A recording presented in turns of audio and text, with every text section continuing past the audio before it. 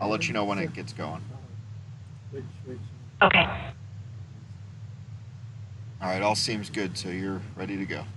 So, how have you guys been? Okay. Good afternoon, everybody. This is the Land Bank Committee meeting dated 5/18/2020. It's 2 o'clock, and we can begin with Kristen calling the roll. Okay. Mr. Harris?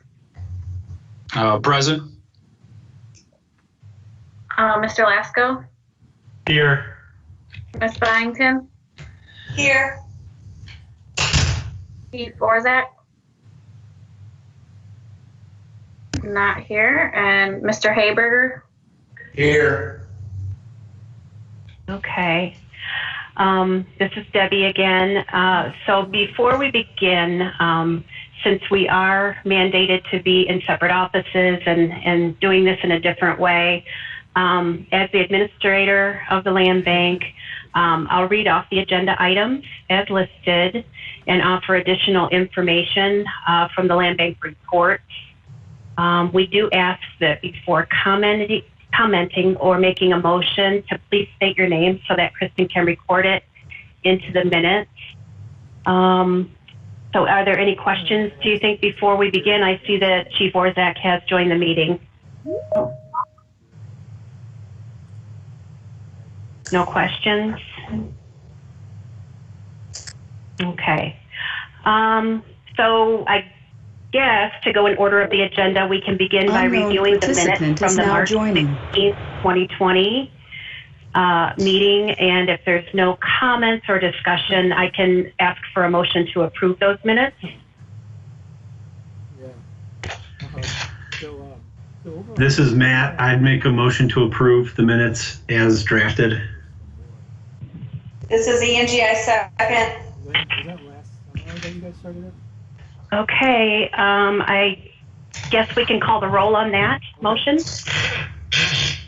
Mr. Harris? Yes. Mr. Lasko? Yes. Ms. Byington? Yes.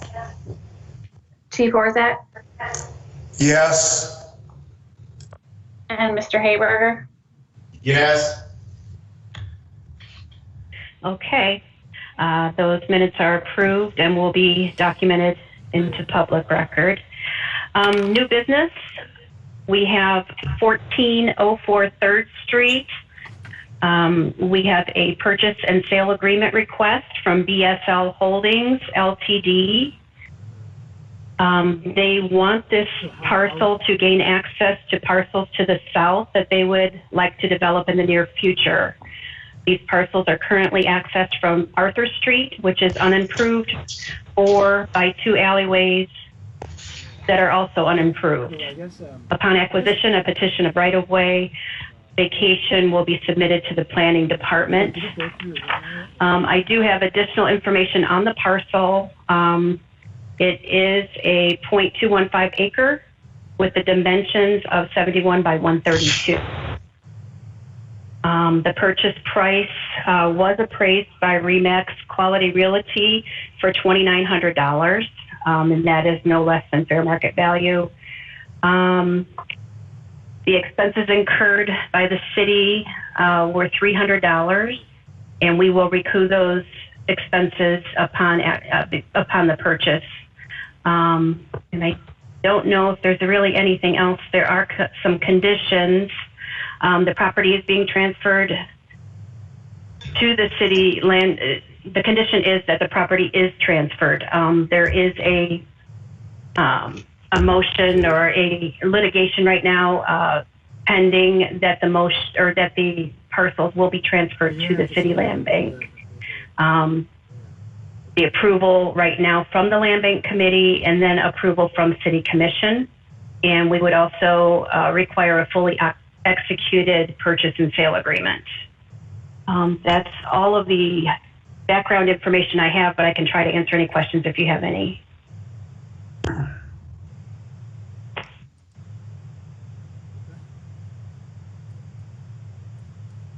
If there's no questions, we would ask for a motion to either approve or deny this request. Was that, are there a lot of restaurants? This is Matt. I would make a motion to approve the sale at $2,900 plus our closing costs. Yeah. Just for the next 2 weeks at least.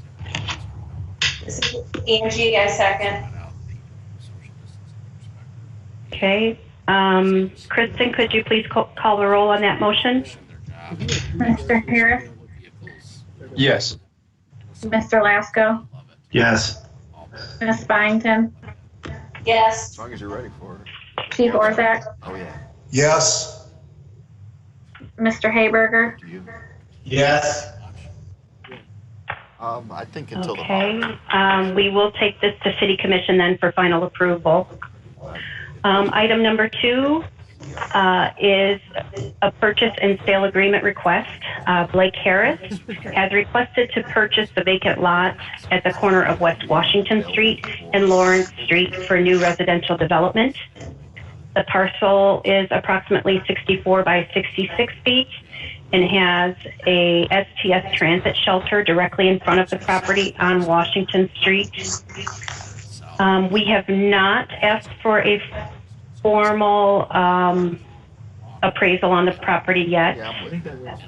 So we're in the very beginning stages. We just want to know what the Land Bank Committee would feel about this. He has provided a building site plan for a residential yeah, I think structure. that's a smart move. I didn't realize that was. So this is Trevor. I would ask that we table this matter. I just need to review this for a little bit more. So I would ask that this matter be tabled. Walking where the vehicular traffic is. Okay. That's a motion. This is Matt. I would second that motion. Okay. Do we need to call the roll then on that motion? I just. Yes. Yeah. Okay. Okay, I Mr. talked Harris? to my mom and him earlier. So. Abstain.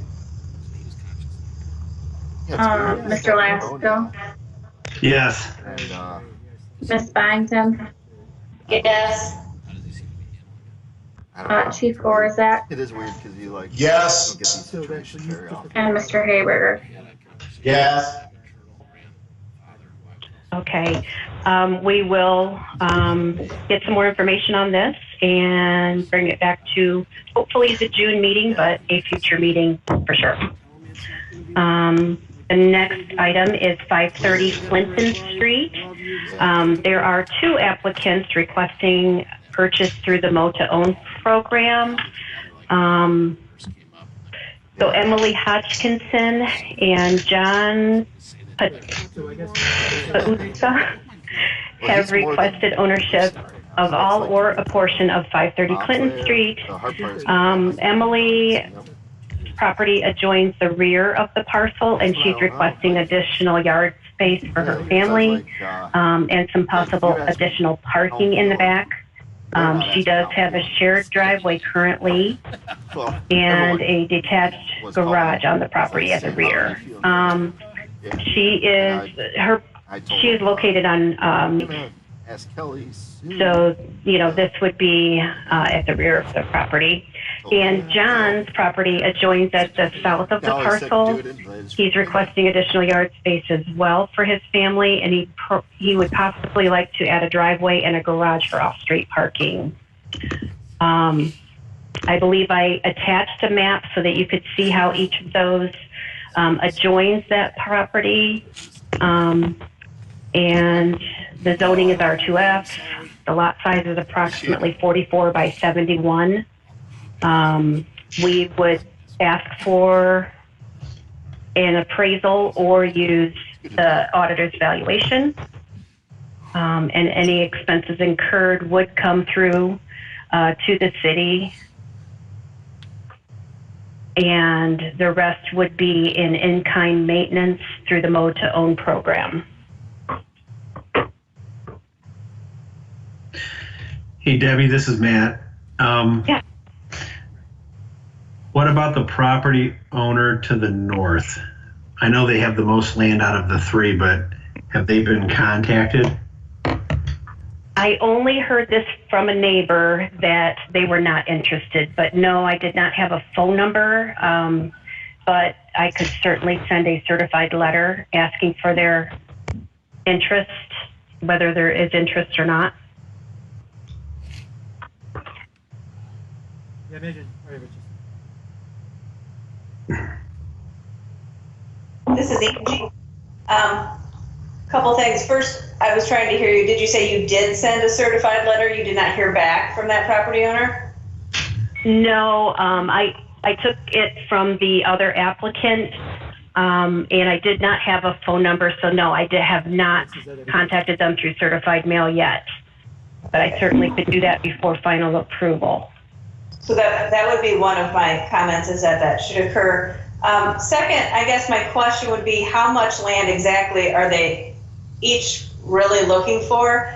And Mr. Kaputsa, if his proposal would be to put a garage on that property, of course they'd have to be combined, the parcel and the piece of property that would be purchasing. But our zoning code requires that all detached garages are behind the structure, so he likely would need a variance, but I'd have to look a little closer at the zoning on that one after the lot combination occurs to see if he could fit it on there or not. But I guess my main question is, how much land do they each need or are requesting? Okay. They are both aware that there is another applicant, but each wants the whole thing. They would settle for a split, but they each requested the whole parcel, which I know would cause an odd-shaped lot for the Hodgkinson parcel. Yeah, this is Matt. I'm actually way less concerned about whether anything gets built on it, garage or otherwise. I don't love the idea of creating an L-shaped lot that boxes in the corner lot. We've typically erred away from doing that historically, which I understand she's got a tight property and shares a garage and a driveway, but I don't love the idea of having a parcel going in an L shape. Okay. So do you want me to go back to these applicants and also go to the property to the north and come back with answers?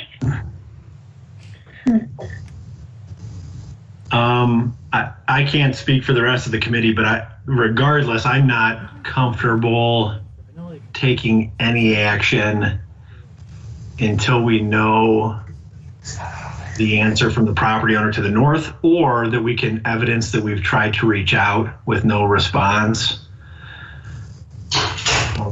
Only then would I probably feel like taking up the matter. But again, that's just me. This is Angie. I feel the same way. And in addition to that, I would like to know how much area Hodgkinson could live with. If it's a matter of 15, 20 feet on the back side of that parcel to gain a little area. I guess I would like to know what she needs there. So Angie, are you saying instead of splitting it north-south, splitting it east-west as an option? So if the northern parcel wants none of it, I would not be opposed to splitting a small portion off the rear of the parcel to go to Hodgkinson if it made sense for what her need is, with the remainder going to Paputsa. I would consider it, but again, I'd like to know a little bit more what their real needs are. Now, if the northern property is interested, then I think it should just be a clear-cut two-way split between the north and south at that point, instead of a three-way split. Okay. Would I need a motion then to bring this back, or are we just gonna? wait for my answers. I assume we have to formally table it. Okay. Can you guys hear me? It's Trevor. I think we lost Mr. Harris. I'm back. Uh-oh. I just Are got you back? back on. Sorry about that. Oh, sorry. I'm good postponing it to the next one or tabling it indefinitely. Is that a motion then? Sure, that's a motion by Trevor. This is John, I'll second the motion. Can we call the roll then on that motion? Mr. Harris, Yes. Mr. Lasko, Yes. Ms. Byington, Yes. Chief Orzak, Yes. and Mr. Hayberger. Yes. Okay. We will get more information and bring that one back. Next item is 1806 Harrison Street. This is a request to purchase through the Mo to Own I'm sorry, this is not a Mo to Own program. This is fair market value, I believe. This is Gregory Cook requested the property located at 1806 Harrison. Mr. Cook owns a rental property across the street at 1805, and he's requesting this parcel to provide off-street parking for his tenants. The vacant parcel is a 33 by 129 feet. It's zoned R2F, and we would determine the purchase price either by formal appraisal or using the Erie County Auditor's valuation. Any expenses incurred doing so would be paid by the applicant through an earnest money deposit or the purchase agreement at the time of closing. The conditions on this one would be approval through this body, then final approval through land or through City Commission, and then an executed purchase and sale agreement. This is Trevor. I mean, if someone was buying a parcel next to them for additional parking, I could maybe be talked into that. But this is across the street and I have just a parcel for parking. I mean, someone's going to have to talk me into that. I mean, I don't think that's a good idea what we should be doing with these parcels. That's just my opinion.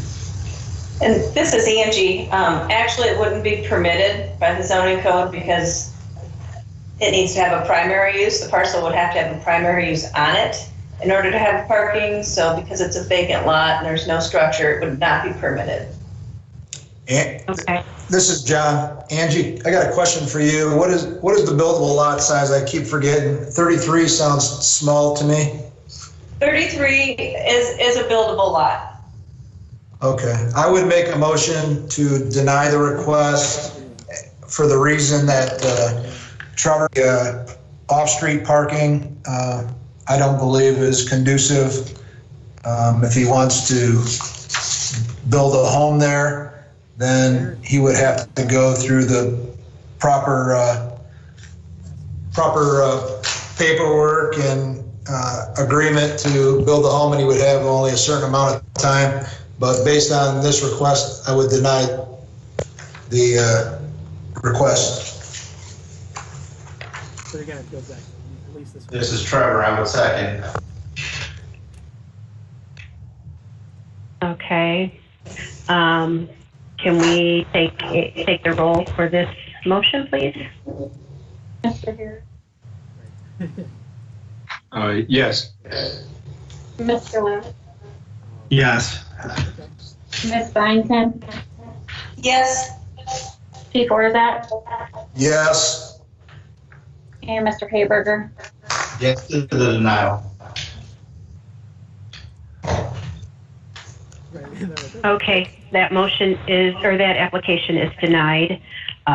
The way it's written, I think we heard that he can bring it back if he's going to build a home on that Just like an idea that parcel. So the next application is parcel number 58-01145.000. It is a Harrison Street property. This one adjoins to Robert Cole, who resides at 1823 Harrison. He is requesting the vacant lot. It is to the western side of his property. The lot size is 33 by 128. The deed on this property, when we received it, also acknowledges parcel number 58-01446. So I'm not sure if we could give him this lot through the Mo-to-Own program, or if both lots would be necessary. He only expressed interest in the single parcel. I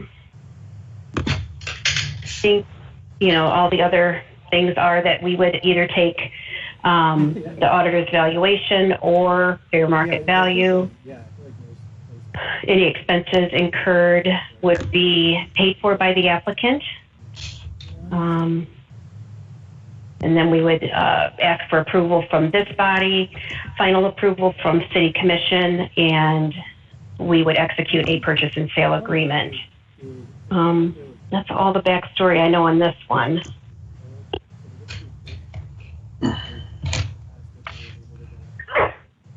Debbie, this is Angie. What parcel is the parcel that you said is in connection with this one? Is it the one that's south of it? You said Yes, I believe. Let me pull up the audit. Yeah. So we have two there, and he wants one of our two. He only wants one, yes. And usually when they're separate parcels like that, usually there's one deed, or at least that's my experience. I'm sure it can be different, but he only wants one. So I don't know what we have to do with this deed if this is approved.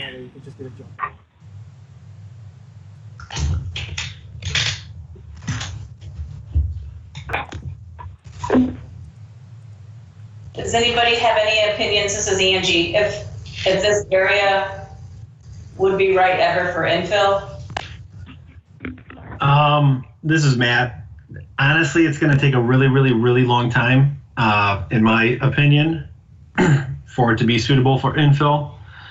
At the same time, though, I don't know that we want to start selling off lots, particularly ones that are adjacent to ones that we own, as we would in this instance. I'm not against possibly providing half of it, but I'm certainly not in favor of selling off the entire parcel. And that is contingent on the fact of whether we could even separate these. My guess is because we own the parcels, we can amend the deeds any way we want, although there's potentially some legal exceptions that we have to research. But I would only support ever parsing off a piece of it, but not all of it. Hi.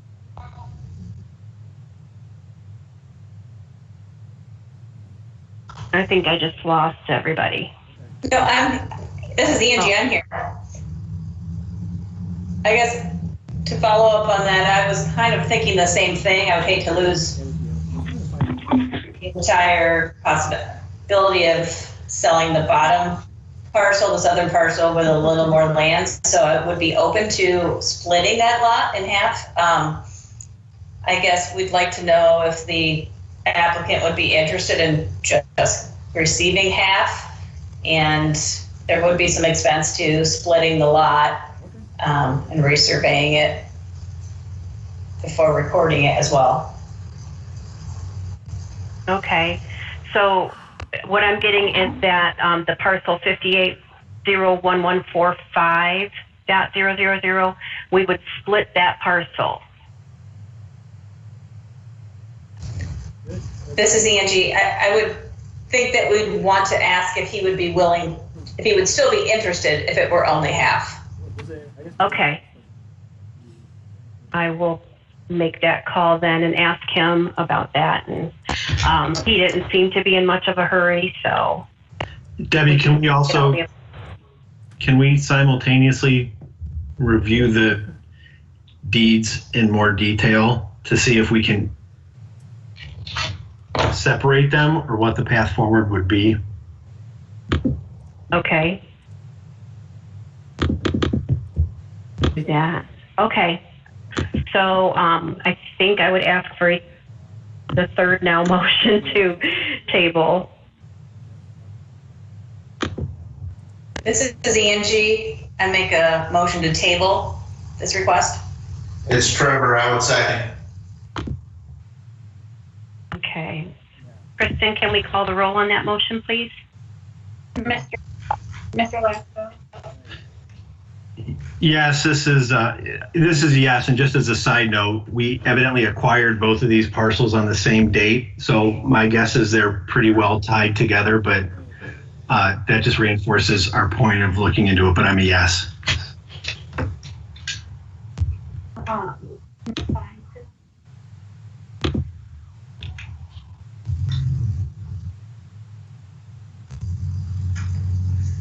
Angie, are you there? Yes. Chief Orzak Yes. and Mr. Haberger. Yes. Okay. We will bring that one back to a future meeting. Yeah, it's really trust. And the last item is a possible acquisition. I just wanted to bring it before this committee. I think there's more I need to do to get formal approval from the LLC, but Brandon Mitchell, That's a lot of. on behalf of DBL Holdings LLC, has offered the city of Sandusky a parcel owned by himself, Danny Johnson, and LaDante Skelton. The property is 1719 West Madison Street. It was the former Pool Boys. There was a structure that was demolished in 2018 on that property, and Brandon expressed that he has no interest in keeping the property. He doesn't have any future plans for it. And also, the city does own a lot adjoining that. So we could possibly combine those lots and market them for resale. The Land Bank Committee did make request and was approved to acquire this property on September 17th. The Land Bank Committee approved it, September 17th, 2018, and City Commission approved it through Resolution 04718R on October 9th, 2018. I just wanted to bring it to this body's attention. It's not in sheriff or foreclosure at this time, but with the assessments on the property, if we don't accept this forfeiture, then we could probably, acquire it through sheriff's sale. But that is really all I have. I don't know if there's any comments on that parcel or not. I just want to make sure I'm clear on this. So they want to donate us the property in lieu of the sheriff's sale, or, I mean, not in lieu of the sheriff's sale, but before the sheriff's sale comes? Is that? I believe so. It was only one party of the three members. It was Brandon Mitchell that called me. So I wanted to get formal, I guess maybe written authorization from Danny Johnson and LaDante Skelton before I move forward with anything else. But we do have approval, I guess, either way through City Commission, through that resolution to acquire the property. This is Trevor again. My personal opinion would be to get this property through the sheriff. That way there's clean title. Okay. Yeah, I guess I remember that somebody else owned the property when this issue was going on. So I'm not sure he got title to it or not. When Shamika Moore owned it, and don't quote me, but a couple days or a couple weeks before we actually hit it with the bulldozer, it got deeded into these gentlemen's names. So ultimately they're on the hook for the demolition bill. And either way, we're probably going to accept title to it and forego our demolition expense. So I don't really have a preference how we accept.